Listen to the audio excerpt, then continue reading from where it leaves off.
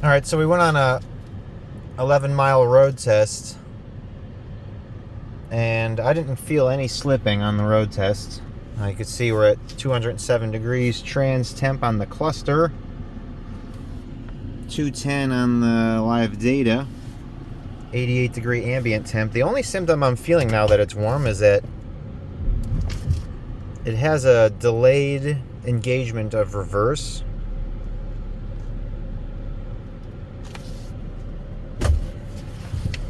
It feels like more than normal.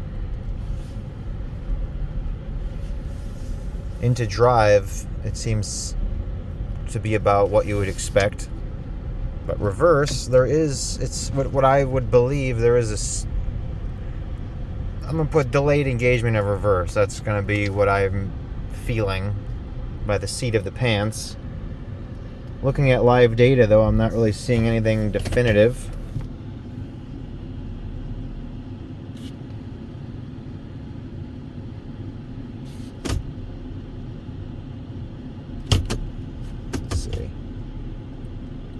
First gear, and then to reverse.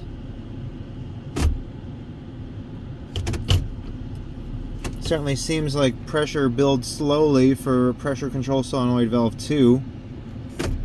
You can see that. See how it starts out at 38 and then takes a while to climb to 109, which is matching solenoid valve 3 is at 109 consistently. Valve 5 is at 109. Valve 5 goes to 0 when you go to reverse.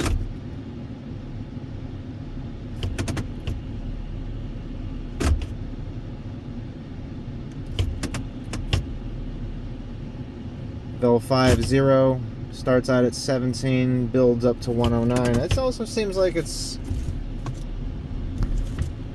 Yeah, see? Let's see.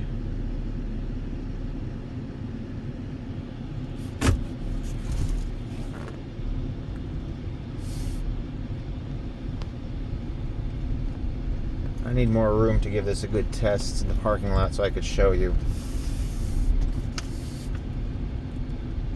Alright. So let's see, we're in drive.